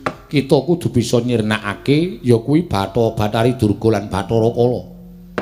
Ingkang sejatine kuwi pancen dadi kewajiban kita nyirnakake memalaning jagat ingkang pengawak Durga lan Kala. Kaki Wenang. Pukulan Bathari Durga lan Bathara Kala kuwi mujudake sawijining Jawata. Apa ya kira-kira aku bisa lan aku kewagang nandhingi kridaning Bathari Durga lan Bathara Kala. Ana ing kene ulun bakal paring kanugrahan kelawan jeneng kita. Ingkang ngaran ya kuwi pusaka. Ingkang manjingane nganggo kita aran Gadainten. Wondene Gadainten iki ing Arya Sarana. Nggon kita bakal mangrurah satru murka. Ya kuwi Bathari Durga lan Bathara Kala. Wisanggeni. Miat langening kalangguan aklar pandan moncar. Tinonlir kekonan surem-sara tetan padhang. Kasor lan pajaring purnameng gekono dasari mangsa katiga. Mula kang sangka kuwi Gage Tampanana ingkang winastan Wahyu Gadainten ya pusaka kang aran Gadainten. Manjing ana ing angga kita. Sawise kita nampa Gadainten kebat kula bali ana ning jagat tulungana kadang-kadang kita lan sirnakna jagoning Ngastina. Kaki Wenang.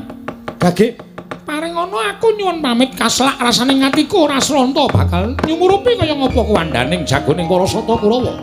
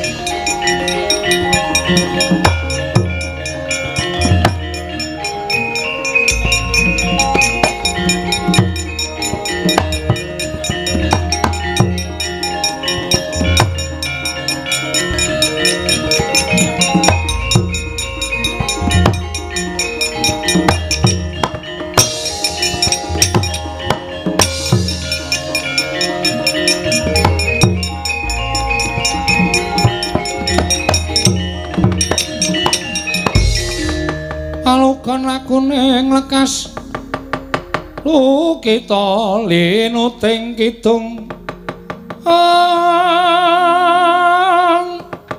kadung ngadareng momong memangun manah rahayu memangun manah rahayu ayo to lagolong ing wela dalah jagat Dewa Bathara jagat Pangestu-kala. Lah kok saya ngombro-bro pakartine manik-maninten lan sak wadya balane. Wong tuaku ingkang ora ngerti dodok sering perkara wae ndak sawangun ing tengah ngalas wujud reca kaya ngene iki Bapa Janaka. Waluya nirmala temajati jati temamulya tak grayang nganggo dayaning kekuwataning gada inten Bapa Janaka.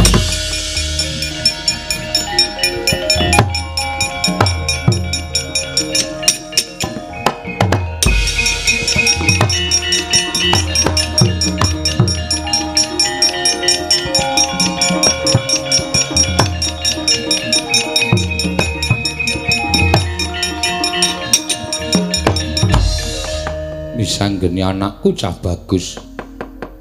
Aku ngaturke panuwun Jonggir. Ya Bapa Janaka tiba padha-padha. Yektine nggone bapakmu prapting tengahing alas. Samengko ming kepengin sumusul kelawan atmajaku ndrep sila geni. Wigatine aku mbok didhawuhi dening Kanjeng Koko Prabu Darma Kusuma ki nen elek-elek kelawan apa ingkang mbok tindakake. Ngerti lamun negara Ngastina wis pinesti bali marang panguwasaning Pandhawa kudu nganggo pecah perang donya ingkang angka 4. Ingkang winastan Baratayuda Jaya binangun. Aja mbok teruske nggonmu njabel Ngastina ya nggir cah bagus. Bapa Janaka aku mestoke dawuh. Dasare aku wis entuk dawuhing kakiwenan. Tak suwun Bapa Kundur dileremke penggalihe. Kowe arep menyang endi nggir cah bagus? Ngrampungi perkara iki dhisik Bapa Janaka.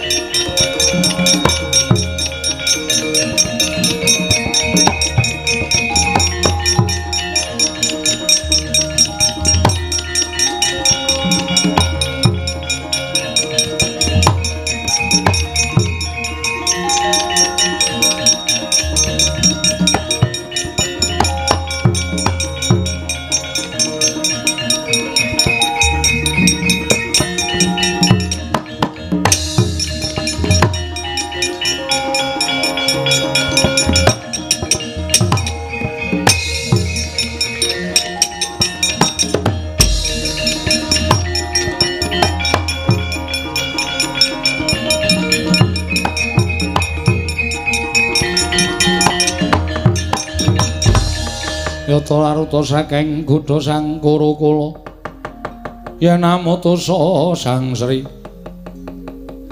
kok suwi ni lah wong ming sedheloe kok suwi to wis sowan kakiwenan wis entuk dawuh apa pancen aku ora entuk njabel negara Ngastina kok Kang ora entuk iya sebabe mergo aku bakal miradati kemarenging dewa lah terus aku mung bakal iso ngaturake dharma bukti karo lan wong tuwa bareng karo Kakang Antasena. Sesuk kowe karo aku duwe kewajiban mangrurah satru murka. Lho, sapa? Bathari Durga lan Bathara Kala. Lah apa kira-kira hak dhewe iso menang? Aja kuwatir aku mergo diparingi daya kekuatan, daya timbul kekuatan saka kaki menang. Wujude pusaka nanging mapan ning anggaku arane Gada Inten. Coba nek Gada Inten kuwi ampuh sing do dadi reca kuwi grayangan nganggo daya kekuatan ing Gada Inten iso bali waluya nirmala temajati apa ora iya Kang?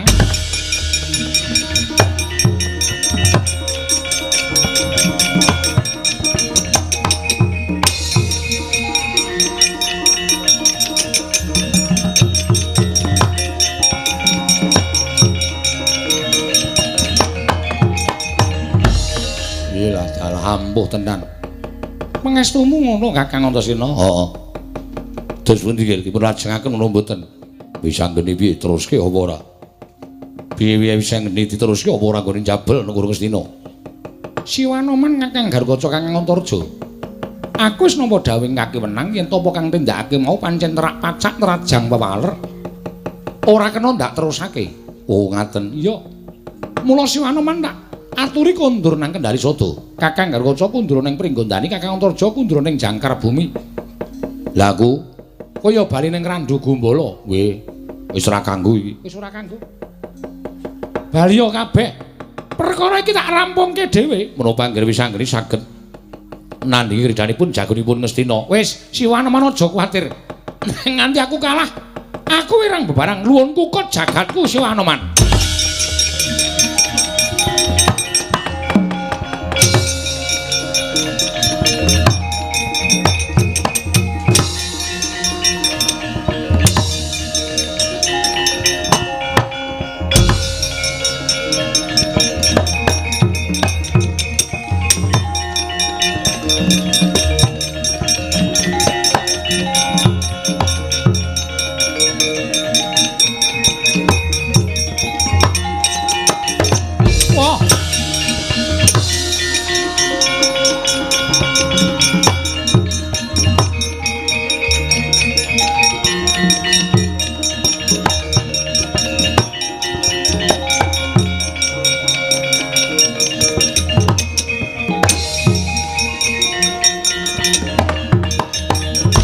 Ridho mangawur rawur-wurahan tengarane ngajurit gong ngaguru gongsa tetekaya butula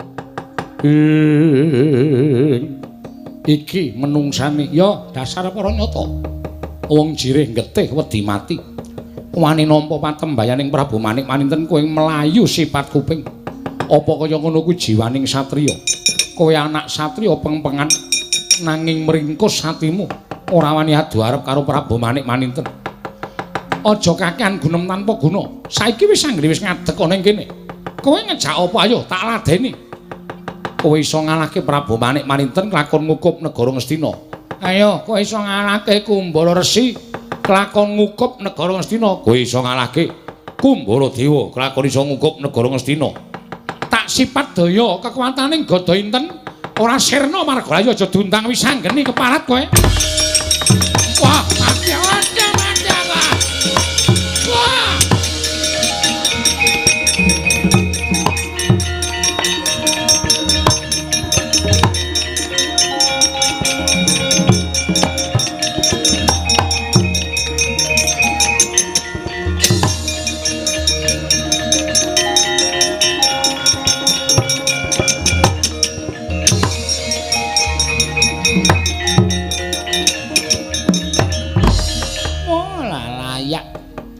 Mula kok digdayane kliwat ukur. Lah kok dadi iki malah para Jawata nilar marang busana kalalindraning utawa busana kadiwatan. Kaki pukulun Bathara Manikmaya, kaki pukulun Bathara Ntradalan, kaki Yamadipati. Iki sandhangane do ditinggal menyang endi lah kok dadi blujur kaya ngono. Wisanggeni ana dawuh apa kaki guru? Nganti ndak rewangi kaya mengkene sayekti bareng ulun ngerti kelawan moga-moganing ati kita tumuli urun medhak ana ing jagat nganti kelawan Kakang Narada ingkang wigati amambenge apa kang dadi karep kita. Sabab lamun kita nggone njabel negara Ngastina bisa kasembadan tanpa runga bakal ngorek-orek marang pasuryaning para Jawata ing ora bakal ilang selawase urip. Para Jawata bakal kewirangan. Kaki guru iya. Cupeten semene yo nggir aja mbok terusake. Ngestokake dawuhing kaki guru baliya marang Drepsila Geni. Ulun tak baliya ning Kayiwangan. Yo, ning aku njaluk kanthi banget. Sesuk upama wakyaning mangsa kala Titiwanci wis nekani nggonku bakal abuh lan para Pandhawa. Ndak suwun kaki Manikmaya njangkung marang laku ning Wisanggeni. Ulun mesti njangkung lawan laku Jandra kita nggir.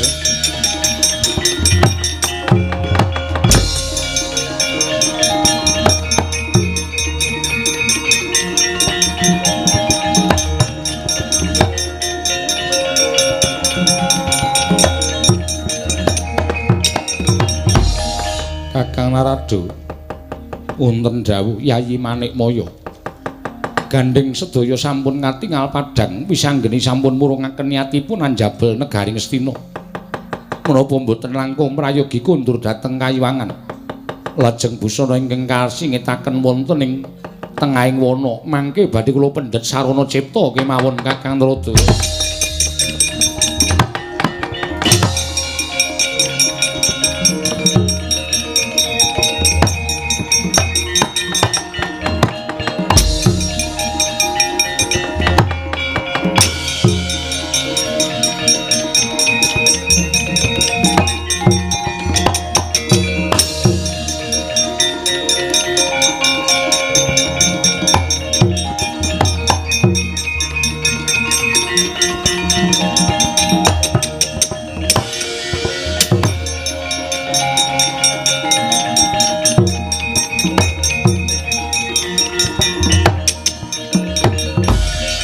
Ngilang ame genongan nama sidem. Angkang Trada punapi di? Nggo mandhap teng jagat nggo. Sebabipun menapa? Pun kayangan sepi. Mboten wonten bakul napa-napa. Lah jeneng dewa nika daranipun pelemper tangga jiwa jambu dipun nirmala. Sagedipun jus mboten. Hai saged nanging ingkang mateng. Yamadipati wonten dawuh Pukulun. Mbok golek-golek kesibukan kono Yamadipati. Ngapa ta ngapa? Kulon ki dadi dewa sedira kok ramangsa kesepian Yamadipati. Inggih. Menapa kula dherekaken wonten ing Karang Kawidodaren? Mau aku wis merana Yamadipati, aku diusung karo widodari duncalke ning jaba. Lawange ditutup. Sebabipun menapa? Aku melu adus. Menyang nika ya ngawur kaya widodari 200 kok melu adus ngono sak penake dhewe ra. Wah pokoke kula mboten jenak Kakang Trada, kula wonten mriki mboten jenak, sepi banget kayangan. Mboten wonten menapa-menapa benten kalian ngarca padha. Pendak lapangan enten bal-balan. Teng mriki mboten wonten olahraga napa-napa sing iso nyenengake pikir. Aku lho terus ora iso bergerak napa-napa. Saora-orane wonten bal-balan iku kula iso totoan Kakang Trada. Wah, jan wis dewa kok ya sipate sing kaya penyanyi dadi dewa kok totoan barang menika dos pundi to Adi Guru?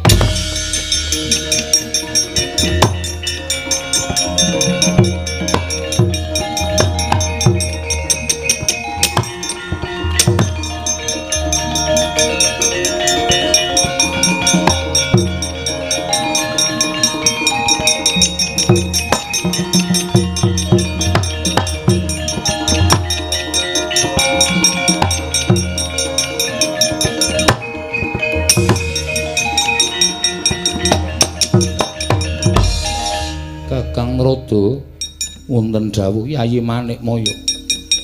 Lah kok menika wonten Bathara Guru sampun lenggah wonten ing Sela Kandhawaru Binangun. Menika ugi wonten Rada Yayi, menika ugi wonten Yamadipati. Aduh.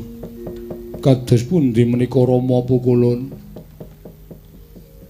Kakang Rada, punapi. Menika wonten titah ingkang wantun-wantun minggah dhateng kayangan. Monggo tanpa nyuwun stempel izin saking Cingkara Balabata kaliyan Cing Ciripit. Wah, Bathara Guru omongane ngawur. Cing Ciripit dengkule mlacat kuwi. Dipun dangu menika sinten? Titah manungsa semantah. Kita sapa wani munggah ning kayangan? Kita ingkang kudune ngaku sapa? Kita wani nganggo busana ulun, kuwi busana kadewatan ulun. Ngawur. Wo, kita jenenge ulun. Udu. Kakang Trada pripun? Pun mangga dikendikake lho. Katelune pisan ingkang wani munggah ning kayangan kewujud satriya bagus tanpa cacat. Tanpa cacat guwaya teja pengawak tirta pamula jenar kaya Tirta Nirmala kasihan Bantul. Ayo nek omong ngawure ra jamak-jamak. Wani ngembari marang panguwasaning dewa Yamadipati. Wonten dawuh. Kuncine disiapke. Kunci menapa? Kunci Inggris. Jabuti nyawane iki Yamadipati. Sendika ngestaken dawuh Kakang Trada mlajar Kakang.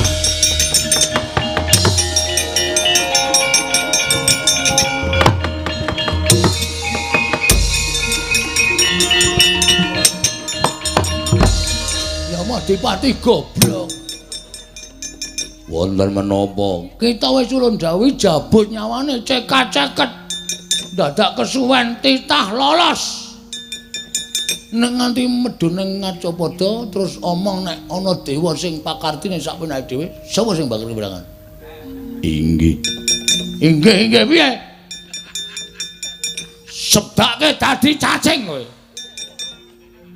Kakang Trada, punapi? Kok mboten mandi? Ya dewa palsu kok kon mandi ora. Yamadipati doyak, titahe kamu doyak. Yamadipati. Doyak. Yamadewati. Aduh Kakang. Ulun mboten seneng nek ana dewa kok antukan kaya ngoten. Jak omong kok teklak-tekluk Yamadewati. Ndika nggih mangkat. Inggih Ulun.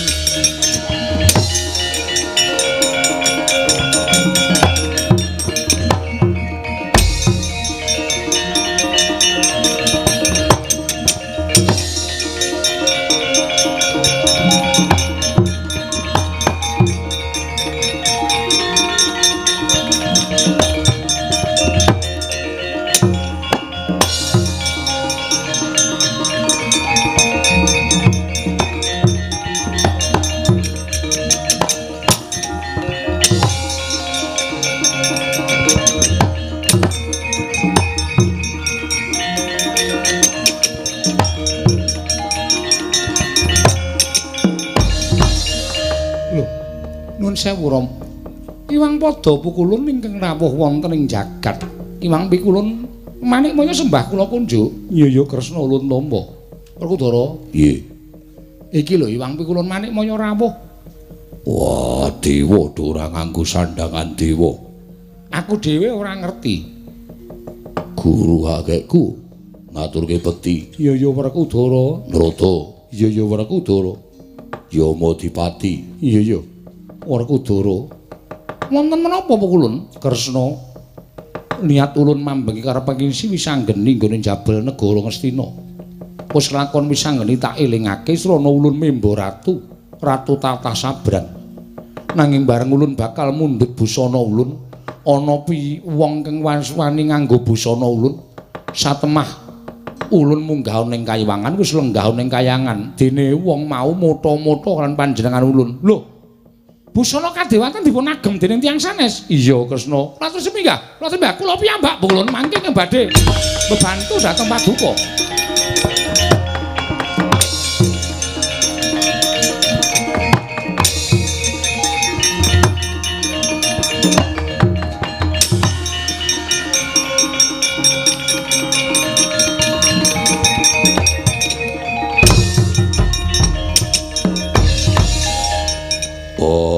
Ngilaheng Mastu nama sidam skaring bawana langgeng Kresna. Kula apa kulun? Sapa iki? Menengo wae kowe engko rak ngerti dhewe. Tak basanane. Pukulun Yamadipati. Iya. Wonten menapa pukulun?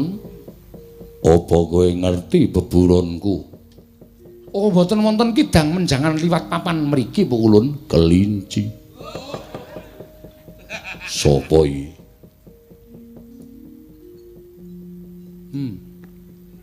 Wah, kono iki lah keplakane ndase. Aneh-aneh. Wah. Werkudara, mbok ora caturan.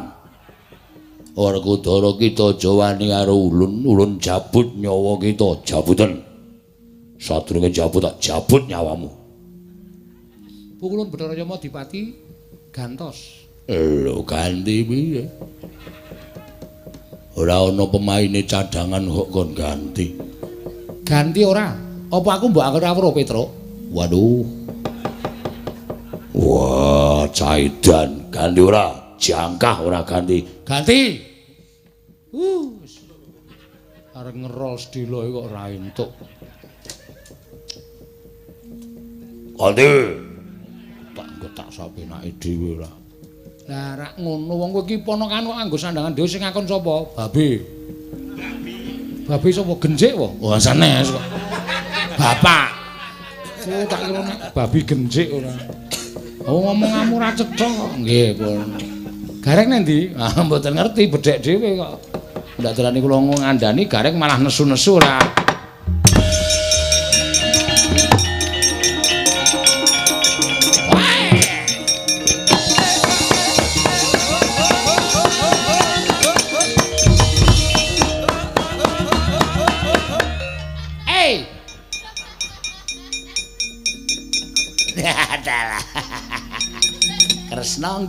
Kresna guyu.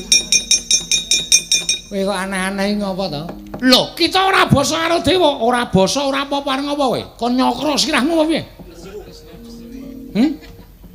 Kon nyenjata cakra sirahmu apa piye? Kon nibake gada rujak polo ning ndasmu apa piye? Waduh, remuk tenan iki. Ganti. Konangan wis. Apa ming sak aku kok arep dicakra sirahe lho. Ndata cakra ki pamunahing satu sekti kok kanggo nyakra garing ya ora pas ora. Isih siji Werkudara iki rada angel saja iki. Wah, pokoke anggere diajar wong loro.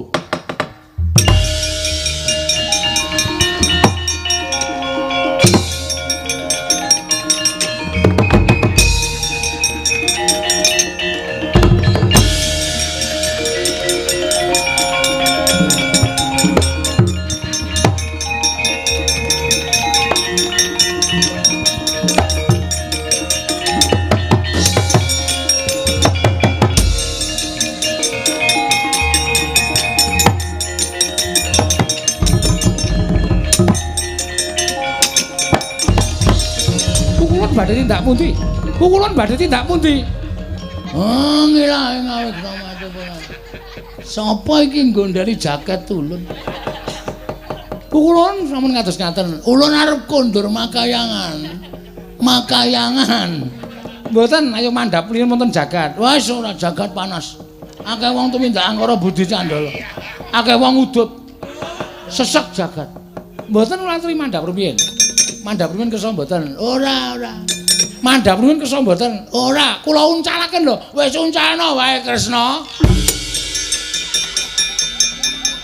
Ben modar ya ben.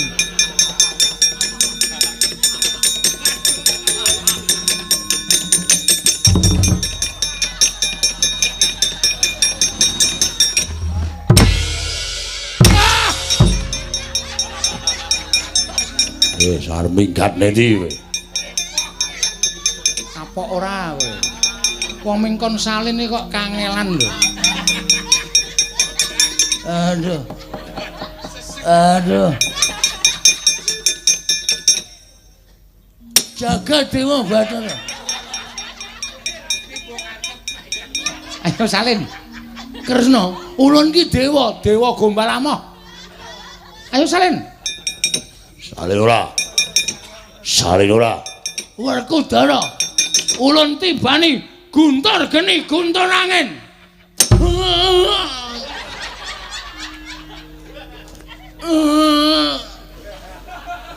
Werkudara sesek aku. Oh ki aja ngeyel, nek ngeyel kok ditonyo meneh sesek meneh kowe. Ayo salin ngono. Ngambekan angel Werkudara. Ora urusan.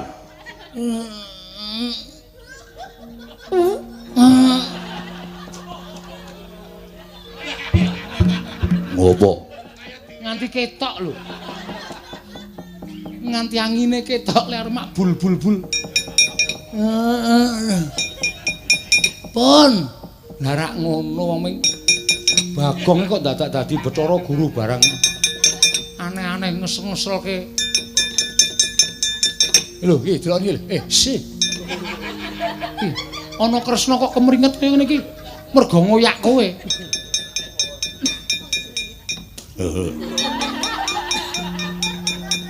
ngapa ya kowe? Wah, Werkudara ki satriya kon ngoyak kere. Wis ngakon ya sapa? Ora ana wong ngakon kok. Mane ora. Meso nyocok nganggo kuku poncan aku lho. Pukulun Bathara Guru karo Pukulun Rada karo Pukulun Nyamadipati kon tindak mrene Bagong. Nggih. Pukulun Ono apa Bagong? Sinuwun Kresna dawuh sandhangane kan maringi kula. Wong kok senengane gawe perkara kok ya iso wae to. Madirana.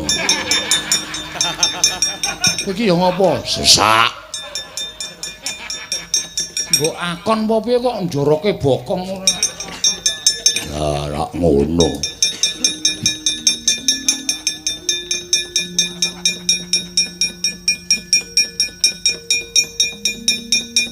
Lho, iki gareng durung salin. Empun. Wes. Sembrana ulun wis rada tenan. Oh, nyun pangapunten, kula nyun pangapunten. Lah ketoke kaya pincang-pincang dengkulmu.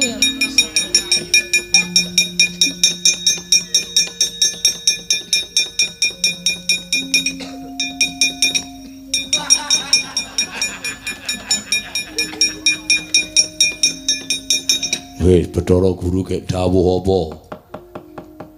Ya mung ulun titip karo Atmaja kita luwih-luwih ingkang dugal kewarisan Wisanggilan Antasena. Aja pisan-pisan darbi niat ingkang sayekti mengko bakal bisa miradati marang kodrating dewa. Inggih pun staken dawuh sembah kula ngendharaken jengkar paduka kulun. Ya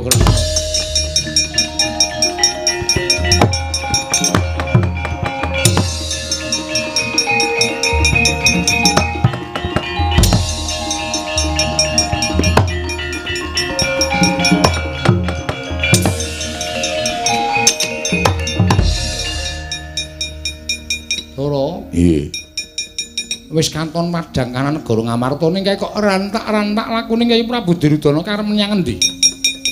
Watai Kurawa mesti arep gawe geger Petukna Singkirna. Yo.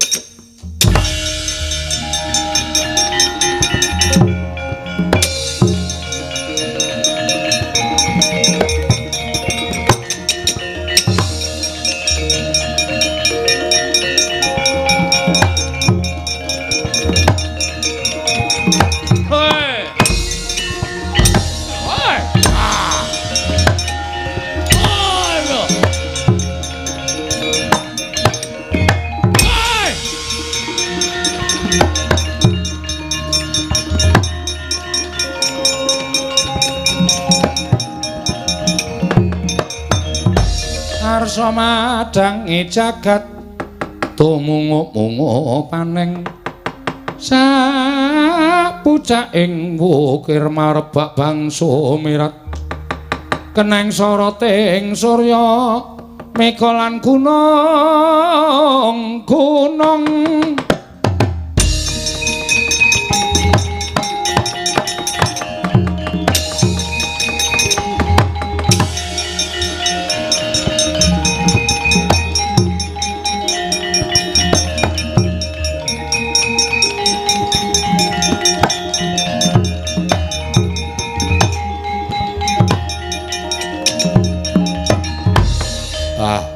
sedaya pun paripurna Den. Ya. Wiwit purwa madya wusana, sekedhik kemawon boten wonten alangan setunggal menapa rancak lancar. Mugi-mugi panjenenganipun ingkang amengku gati pinaring ana barokah tansah amanah mangku sagung para kawula dasih. Ya, Semar. Purnaning gati sura sudrajane kang ratsuh brasta kaping 12 Darmastuti rahayung samya makarya rahayung samya pinanggih Ndara.